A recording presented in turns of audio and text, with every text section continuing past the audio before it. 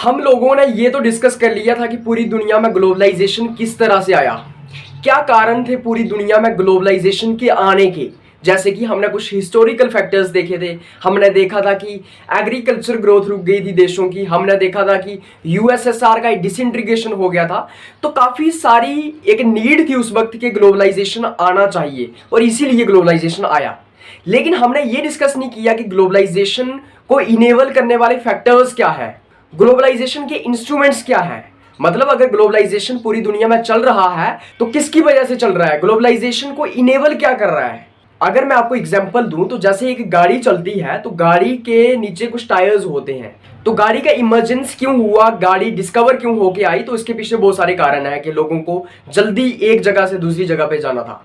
लेकिन गाड़ी चल कैसे रही है, तो उसके पीछे क्या कारण है कि टायरों से चल रही है, इंजन है उसके अंदर, इसलिए चल रही है।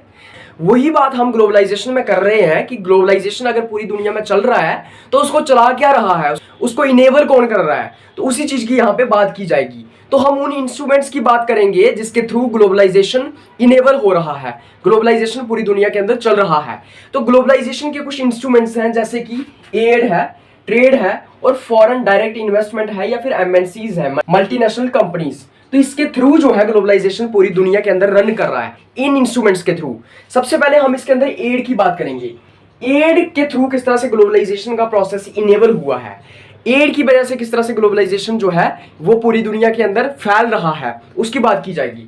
सबसे पहले एड का मतलब क्या होता है, एड का मतलब होता है फाइनेंशियल, टेक्निकल और material support provided by governments, organisations और individuals from one country to another.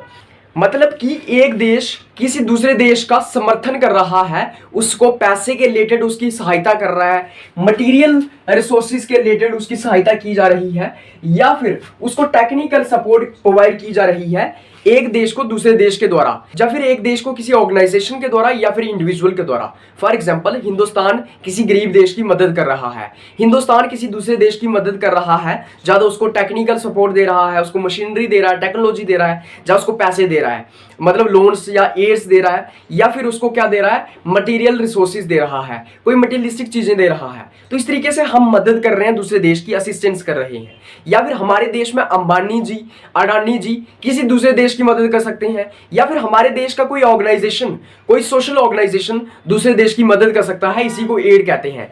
Add का सिंपल सा मतलब होता है एक देश या फिर एक व्यक्ति या फिर एक ऑर्गेनाइजेशन दूसरे देश की सपोर्ट कर रहा है, फाइनेंशियल मैटर्स के अंदर फाइनेंशियली सपोर्ट की जा रही है, या फिर उसको टेक्निकल सपोर्ट दी जा रही है, या फिर उसको मटेरियल सपोर्ट दी जा रही है। इसके अंदर एक देश की सरकार भी सपोर्ट दे सकती है, एक देश का ऑर्गेनाइजेशन दे सकता है, एक देश के कोई प्राइवेट लोग दे सकते हैं। तो इसी को हम एड कहते हैं। इसी के साथ साथ जो एड है उसकी अलग अलग टाइप्स होती हैं, जैसे कि ह्यूमैनिटेरियन एड होती है। ह्यूमैनिटेरियन एड हो गया इंसानियत को बचाने के लिए एड दी जाती है कि किसी देश में फ्लड आ गया, एपिडेमिक आ गया, वहां पे फेमाइन आ गया, तो इसलिए किसी देश को एड प्रोवाइड की जा रही है। दूसरी टाइप होती है इसकी बायलैटरल एड। बायलैटरल एड का मतलब है कि एक देश जो है दूसरे देश को एड दे रहा है, वो होता है बायलैटरल। उसके बाद होता है मल्टीलेटरल एड, मतलब कि अलग अलग देशों को एड दी जा रही है, जैसे कि आईएमएफ के द्वारा, वर्ल्ड बैंक के द्वारा, उसके बाद इंटरनेशनल बैंक फॉर रिकंस्ट्रक्शन और डेवलपमेंट के द्वारा। तो अलग अलग देशों को यहाँ पे एड दी जाती है। अब एड से होता क्या है, एम्स टू प्रमोट डेवलपमेंट। भाई जब एक देश दूसरे देश को लोन दे रहा है, फाइनेंशियल असिस्टेंस दे रहा है, अपनी टेक्नोलॉजी दे रहा है, तो इससे दूसरे देश के अंदर क्या होगा, वहां पे डेवलपमेंट होगी, नई टेक्नोलॉजी आएगी तो वहां पे भी डेवलपमेंट होगी। उसके बाद सेकंड आता है इंप्रूव ह्यूमैनिटेरियन क्राइसिस। इसलिए भी एड दी जाती है कि जो ह्यूमैनिटेरियन क्राइसिस है उसको इंप्रूव किया जाए। भाई किसी देश के अंदर अचानक जो है फ्लड आ गया, अचानक उस देश की पूरी अर्थव्यवस्था तबाह हो गई, अचानक एक देश के अंदर जो है भूखमरी आ गई, तो इसलिए भी असिस्टेंस या एड प्रोवाइड की जाती है दूसरे देश के द्वारा, ताकि इंसानियत को बचाया जा सके। उसके बाद थर्ड इसके अंदर आता है improve living conditions of recipient countries. हो सकता है कि जिन देशों को एड दी जा रही है वो बहुत गरीब हों। फॉर एग्जाम्पल साउथ अफ्रीका के देश काफी गरीब है, वहां पे खाने को खाना नहीं है लोगों के पास, तो हिंदुस्तान उनको एड इसलिए दे रहा है ताकि वहां के लोगों की लिविंग कंडीशंस को इंप्रूव किया जाए। मैं एग्जांपल की बात कर रहा हूं, मतलब कि एक देश दूसरे देश को इसलिए एड दे रहा है, इसलिए असिस्टेंस मदद दे रहा है ताकि उस देश की भी जो लोगों की कंडीशंस है वो बेहतर हो सकें। उसके बाद हम ये डिस्कस करेंगे कि एड के पॉजिटिव एस्पेक्ट्स क्या है और नेगेटिव एस्पेक्ट्स क्या है। मतलब ग्लोबलाइजेशन के अंदर एड किस तरह से पॉजिटिवली काम करती है, उसका फायदा क्या है देशों को, और नुकसान क्या है। पॉजिटिव एस्पेक्ट ये है कि जिस देश को भी एड प्रोवाइड की जा रही है वहाँ पे इकोनॉमिक ग्रोथ होगी, वही वहाँ पे पैसे दिए जा रहे हैं, लोन दिया जा रहा है, टेक्नोलॉजी दी जा रही है, तो वहाँ पे डेवलपमेंट होगी और डेवलपमेंट से इकोनॉमिक की ग्रोथ होगी, पॉवर्टी एलिवेशन होगी, वहाँ पे कंपनी सेट होंगी, उसके बाद वहाँ पे डेवलपमेंट होगी, वहाँ पे लोगों को एम्प्लॉयमेंट मिलेगी, उससे पॉवर्टी एलिवेशन मतलब गरीबी खत्म होगी, इंफ्रास्ट्रक्चर डेवलप होगा वहाँ पे टेक्नोलॉजी से, पैसों से, और साथ ही साथ वहाँ के जो हेल्थ केयर है, वहाँ का जो हॉस्पिटल्स है वो इंप्रूव होंगे। ये तो इसका पॉजिटिव था। नेगेटिव क्या है इसका? नेगेटिव एस्पेक्ट इसका ये है कि अक्सर आप देखना ना, ये हमने बात की कि पॉजिटिव वाली, भाई हाँ एक देश दूसरे देश की मदद इसलिए करता है क्योंकि ह्यूमैनिटेरियन, इंसानियत को बचा रहे हैं, उसके बाद जो है दूसरे देश को मदद कर रहे हैं, ये हमने इसके पॉजिटिव एस्पेक्ट्स देखे। लेकिन सबसे ज़्यादा एड जो है ना वो नेगेटिव एस्पेक्ट्स में दी जाती है। मतलब कि एक देश दूसरे देश को एड इसलिए देता है ताकि वो अपना फ़ायदा ले सके। मतलब कि आपने देखा होगा United states of America, USSR, Europe जैसे देश अलग अलग गरीब देशों को एड देते हैं, खाने की मदद देते हैं, फूड दे रहे हैं जब वहाँ पे ह्यूमैनिटेरियन क्राइसिस आ जाते हैं, एपिडेमिक आ जाता है, या फिर कोई वहाँ पे नेचुरल कैलामिटी आ जाती है, तो गरीब देशों के अंदर ना ये अमीर देश जो है खाना बेच देते हैं, उसके बाद जो है चावल बेच रहे हैं, गेहूं बेच रहे हैं। ये क्यों बेचते हैं? ताकि उनको ट्रैप में लिया जा सके, उनको जो है उन देशों को एक्सप्लॉइट किया जा सके। बाद में ये देश कहेंगे कि हमने तुम्हें तुम्हारे उस दौर में जब तुम्हारे पास खाने को कुछ नहीं था, हमने तुम्हें गेहूं प्रोवाइड किया था, अनाज दिया था। उसके बाद गरीब देशों को अमीर देश बोलते हैं कि हमने तुम्हारी हेल्प की थी, तुम्हें अनाज दिया था, तुम क्या करो, अपने देश के अंदर हमारी कंपनी को आने दो, हमारे बाहर की कंपनीज को यहाँ पे इन्वेस्ट करने दो। और जब वो कंपनीज वहाँ पे इन्वेस्ट करती हैं ना, तो वहाँ के सारे रिसोर्सेज को लूट लेती हैं, वहाँ पे इन्वायरमेंट को खराब कर देती हैं। तो इस तरह से ये जो अमीर देश हैं ये डिपेंडेंसी क्रिएट कर देते हैं गरीब देशों की, मतलब गरीब देशों को डिपेंड बना देते हैं अपने ऊपर, उनको एक्सप्लॉइट करते हैं, उनको जकड़ लेते हैं। जैसे कि हमें एड मिली 1991 में, तो हमें बोला कि तुम एलपीजी रिफॉर्म्स लाओ, तुम्हें लिबरलाइज करना होगा अपनी इकोनॉमी को, प्राइवेटाइज करना होगा, उसके बाद ग्लोबलाइजेशन लानी होगी, जिससे वो लोग यहाँ पे इन्वेस्ट कर सके और हमारे यहाँ से भी प्रॉफिट जनरेट कर सकें। तो एड प्रोवाइड करने का मेन मोटिव यही होता है कि उन देशों को अपने शिकंजे में लिया जाए और वहां से अपना प्रॉफिट जनरेट किया जाए। इसलिए अमीर देश जो है गरीब देशों को एड देते हैं। उसके बाद करप्शन, काफी सारी करप्शन जो है वो इससे बढ़ती है, जिससे बड़े बड़े अमीर देश जो है वो करप्ट हो जाते हैं और इन गरीब देशों को जो है एक्सप्लॉइट करते हैं। सेल्फ इंटरेस्ट, जैसे मैंने आपको बताया कि सेल्फ इंटरेस्ट के लिए ये काम करते हैं, ये अपने फायदे के लिए दूसरे देशों को लोन या एड प्रोवाइड करते हैं। तो इस तरह से एड जो है वो इंस्ट्रूमेंट की तरह काम करता है ग्लोबलाइजेशन के अंदर। मैंने आपको बताया ग्लोबलाइजेशन का मतलब होता है पूरी दुनिया का जुड़ जाना। तो एड के तहत भी पूरी दुनिया जुड़ रही है, नहीं जुड़ रही है? मतलब कि एक देश दूसरे देश के साथ इंटरेक्ट कर रहा है, दूसरा देश दूसरे देश के साथ इन्वेस्टमेंट्स हो रही है, तो ये भी जुड़ना ही होता है। तो एड के थ्रू भी ग्लोबलाइजेशन अपने आप को फैलाने की कोशिश करता है। उसके बाद हम सेकंड इंस्ट्रूमेंट की बात करेंगे जिसके अंदर ट्रेड आता है। हम देखेंगे कि ट्रेड किस तरह से एज एन इंस्ट्रूमेंट काम करता है ग्लोबलाइजेशन के प्रोसेस को इनेबल करने में। मतलब कि ग्लोबलाइजेशन किस तरह से बढ़ रहा है उसके पीछे ट्रेड का होना भी इंपॉर्टेंट है। मतलब ट्रेड की वजह से भी ग्लोबलाइजेशन का प्रोसेस इनेबल हुआ है। तो इसके अंदर हम ट्रेड को डिस्कस करने वाले हैं कि ट्रेड किस तरह से ग्लोबलाइजेशन के इंस्ट्रूमेंट की तरह काम करता है। जब मैं ट्रेड की बात करता हूं तो ट्रेड का मतलब होता है exchange of goods and services across borders, fostering economic relationships between countries. Trade का मतलब होता है एक देश से दूसरे देश के बीच में गुड्स एंड सर्विसेज का ट्रांसफर हो रहा है। एक देश दूसरे देश में अपना सामान बेच रहा है, गुड्स एंड सर्विसेज को ट्रांसफर कर रहा है। मतलब हिंदुस्तान के मसाले पूरी दुनिया के अंदर जा रहे हैं, अलग अलग देशों के अंदर जा रहे हैं। बाहर से तेल हिंदुस्तान के अंदर आ रहा है, सऊदी अरबिया से, रशिया से हम तेल मंगवा रहे हैं।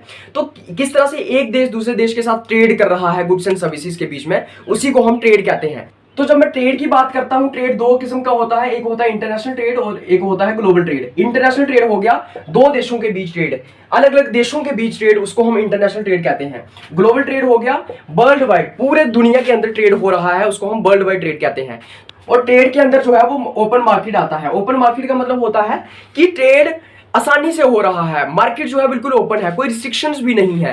मतलब कोई टैक्स नहीं लग रहे हैं गुड्स एंड सर्विसेज के ऊपर, ज्यादा कोई टैक्सेस नहीं है। जैसे पहले बहुत टैक्सेस होते थे, लेकिन अब जो है एक देश दूसरे देश में आसानी से सामान बेच सकता है, ज्यादा रिस्ट्रिक्शंस नहीं है, मार्केट ओपन है, कोई भी आ सकता है, कोई भी ट्रेड कर सकता है। और ये जो है यहाँ पे कंपटीशन है, उस चीज की यहाँ पे बात होती है। मैं अगर इसके पॉजिटिव्स की बात करूं तो ट्रेड से क्या होता है, इकोनॉमिक ग्रोथ होती है। जब एक देश दूसरे देश के साथ ट्रेड कर रहा है तो हमें बाहर से ज्यादा पैसे मिलेंगे, राइट। हिंदुस्तान का सामान जब बाहर बिकेगा तो बाहर के मार्केट में अच्छा दाम मिलेगा, तो उससे क्या हुआ, हमारी इकोनॉमी की ग्रोथ हुई। अगर बाहर से कोई हिंदुस्तान के अंदर यहाँ पे सामान बेच रहा है, हमें सस्ते में मिल रहा है, हमें क्वालिटी मिल रही है, तो इससे क्या हुआ, इससे भी हमारी इकोनॉमी की ग्रोथ होती है, जॉब क्रिएशन होता है। जब इकोनॉमी की ग्रोथ होगी तो जॉब का क्रिएशन होगा, नौकरियां लगेंगी लोगों की, राइट, एम्प्लॉयमेंट बढ़ेगी और अनएम्प्लॉयमेंट कम होगी। टेक्नोलॉजी का ट्रांसफर होता है ट्रेड के थ्रू, जो है एक देश से दूसरे देश के अंदर टेक्नोलॉजी आती है। मतलब अगर अमेरिका आगे क्यों बढ़ रहा है, क्योंकि उसके पास टेक्नोलॉजी है, तो अमेरिका की तरह आगे बढ़ने के लिए हमारे पास भी टेक्नोलॉजी का होना जरूरी है। तो इसी तरह ट्रेड के थ्रू जो है टेक्नोलॉजी बाहर से हमारे देश में भी आएगी, इधर से उधर जाएगी। तो इसी तरह से हम देखते हैं कि पॉजिटिव्स में कंज्यूमर की चॉइस भी होती है। कंज्यूमर की चॉइस मतलब मेरे पास बहुत सारे ऑप्शंस हैं, हिंदुस्तान के प्रोडक्ट्स हैं, अमेरिका के प्रोडक्ट्स हैं। अगर आप मोबाइल फोन के कंपनीज की बात करो तो आपको दिखेगा कि कितने मोबाइल फोन की कंपनीज हैं। रियलमी खरीदो, आईफोन खरीदो, एंड्रॉइड का कोई भी फोन खरीदो, कितने फोन्स की कंपनीज हैं। तुम्हें अच्छा लगता है वो खरीद सकते हो। तो जब बहुत सारी कंपनीज होती हैं तो दाम कम हो जाते हैं, हमें अच्छी क्वालिटी मिलती है, तो ये भी इससे फायदा हुआ है। लेकिन इसके नेगेटिव्स भी हैं। नेगेटिव्स क्या है, हमारे पास यहाँ पे अनफेयर प्रैक्टिसेस हमें देखने को मिलती हैं। अनफेयर प्रैक्टिसेस का यहाँ पे क्या मतलब है, हम देखते हैं कि ट्रेड के थ्रू जो है वो ड्रग्स को इंपोर्ट और एक्सपोर्ट किया जाता है। अलग अलग देश जो है वो हेरा फेरी कर रहे हैं ड्रग्स के मामले में। ऐसी चीजें जो है एक्सपोर्ट और इंपोर्ट की जा रही हैं जो कि इलीगल है। तो इलीगल ट्रेडिंग भी जहां पे होती है, ड्रग्स का इंपोर्ट एक्सपोर्ट हो रहा है। उसके बाद पशु तस्करी होती है। उसके बाद जो है और भी कुछ ऐसी चीजें हैं जो बाहर के देशों से इधर आ रही है, हमारे युवाओं को नशे में फंसाया जा रहा है, तो वो भी यहाँ पे होता है। ट्रेड इम्बैलेंसेस होते हैं। ट्रेड इम्बैलेंसेस का यहाँ पे मतलब ये है कि हम बाहर से सिर्फ सामान मंगवा ही रहे हैं, हमारा कुछ नहीं जा रहा है बाहर के देशों के अंदर। मतलब कि हिंदुस्तान सिर्फ इंपोर्ट कर रहा है, एक्सपोर्ट कुछ नहीं कर रहा है। तो ऐसा ही गरीब देशों के अंदर होता है। गरीब देशों के पास, बेचारों के पास कुछ नहीं होता एक्सपोर्ट करने के लिए, वो इंपोर्ट ही करते रहते हैं। बाहर के देश उनको सिर्फ लूटते ही रहते हैं और ये जो देश हैं वो गरीब हो जाते हैं, इनके पास कुछ नहीं बचता। इन्वायरमेंटल कंसर्न्स है, ट्रेड के थ्रू जो है वो इन्वायरमेंट की डिग्रेडेशन के ऊपर फर्क पड़ा है। ट्रेड के थ्रू ऐसी चीजों को ट्रांसफर किया जाता है, मैन्युफैक्चरिंग होती है जो चीजें हमारे इन्वायरमेंट को जो है नुकसान पहुंचाती है। उसके बाद मोर कंपटीशन है, जैसे मैंने आपको बताया कंपटीशन बहुत है इस मार्केट के अंदर। गरीब देश किस तरह से अमीर देशों के साथ कंपटीशन कर सकते हैं, बिल्कुल नहीं कर सकते।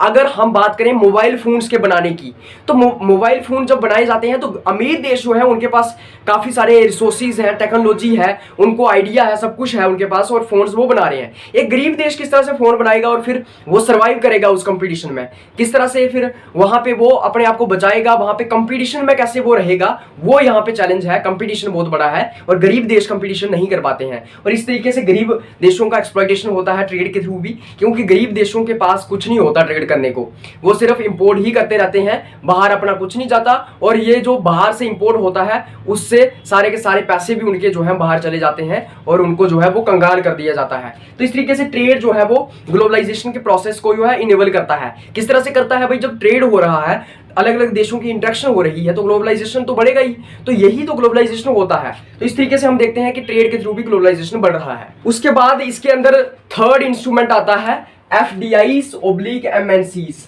एफडीआईज होती हैं foreign direct investments and MNCs होती हैं मल्टीनेशनल कंपनीज या फिर कारपोरेशंस। तो हम देखते हैं कि एफडीआई के थ्रू या फिर एमएनसीज के थ्रू किस तरह से ग्लोबलाइजेशन का प्रोसेस इनेबल होता है। ग्लोबलाइजेशन अपने आप को एक्सपैंड करता है, ग्लोबलाइजेशन जो है वो सफल हो पाता है। तो जो एफडीआईज है और एमएनसीज है ये भी काफी ज्यादा इंपॉर्टेंट रोल प्ले करती हैं ग्लोबलाइजेशन के अंदर।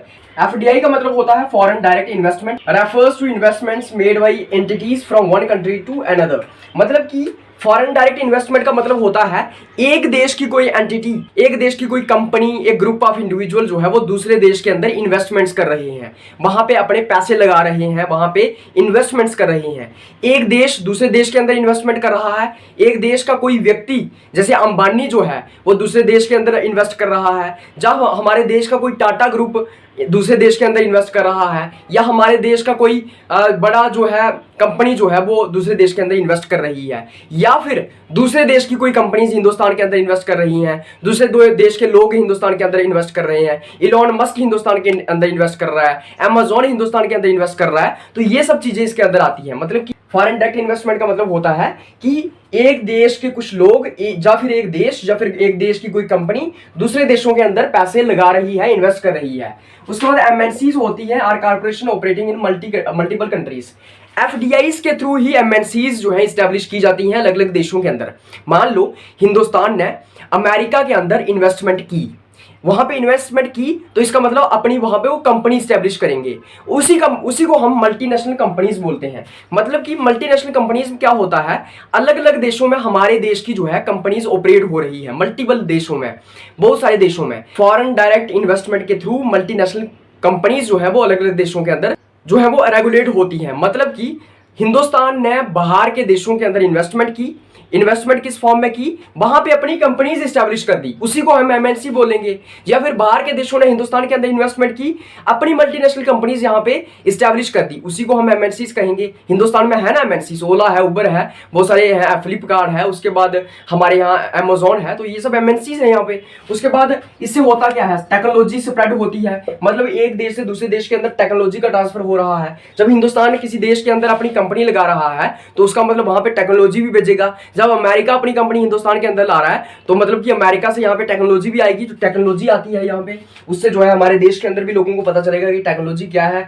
हम भी अपने देश के अंदर बेहतर कर पाएंगे। उसके अंदर आता है क्रिएटिंग एम्प्लॉयमेंट अपॉर्चुनिटीज। अगर बाहर से अमेरिका ने हिंदुस्तान के अंदर कोई कंपनी लगाई हुई है, इन्वेस्टमेंट की हुई है, तो यहाँ पे जो कंपनी काम करेगी, कंपनी के जो मैन्युफैक्चरिंग का काम होगा या फिर जो भी कंपनी को लेबर चाहिए वो कहाँ से मिलेगी, वो हिंदुस्तान से मिलेगी। सारा का सारा जो ह्यूमन रिसोर्सेज है वो हिंदुस्तान से उसको मिलेगा। तो हिंदुस्तान के लोगों को अपॉर्चुनिटी मिल रही है एम्प्लॉयमेंट की। मतलब कि अगर बाहर से यहाँ पे कोई कंपनी आई है तो यहाँ के लोगों को रोजगार मिलेगा, नहीं मिलेगा, तो वही होता है एम्प्लॉयमेंट, इससे जनरेट हो रही है। उसके बाद इसके अंदर आता है जनरेटिंग रेवेन्यू। टैक्स रेवेन्यू इससे जनरेट हो रहा है। कैसे, हमारी सरकार क्या कंपनी से टैक्स नहीं लेती है, तो जो टैक्स लेती है वो भी तो हमें मिल रहा है, तो टैक्स रेवेन्यू जनरेट हो रहा है। उसके बाद इसके अंदर आता है integrating global markets and supply chains. जब मल्टीनेशनल कंपनीज हमारे देश के अंदर एस्टैब्लिश होती हैं, हमारी मल्टीनेशनल कंपनीज बाहर के देशों के अंदर एस्टैब्लिश होती हैं, तो इससे जो है ग्लोबल नेटवर्क बनता है। हम एक दूसरे देश के साथ जुड़ते हैं, इंटीग्रेशन होती है, चेन्स बन जाती है, मार्केट चेन्स बन जाती है, सप्लाई चेन्स बन जाती है। तो इस तरह से इससे हमें फायदा होता है। उसके बाद हमें क्वालिटी मिलती है। यार बाहर से कोई कंपनी हिंदुस्तान के अंदर आई है, लोग नाइकी के जूते क्यों पहनते हैं, क्योंकि उसके अंदर क्वालिटी है। तो बाहर से कंपनीज हमें क्वालिटी देती हैं, इसलिए उसका भी फायदा है हमें। तो ये इसके पॉजिटिव्स हैं। लेकिन नेगेटिव्स क्या है इसके, अगर हम नेगेटिव्स की बात करें तो लेबर स्टैंडर्ड्स बड़े जो है लो हैं। क्या है, लेबर स्टैंडर्ड्स लो है। मतलब यहाँ पे मजदूरी पे रखा तो जाता है लोगों को, लेकिन उनको सैलरी बहुत कम दी जाती है। उसके बाद उनको जो है वेजेस बहुत कम दिए जाते हैं।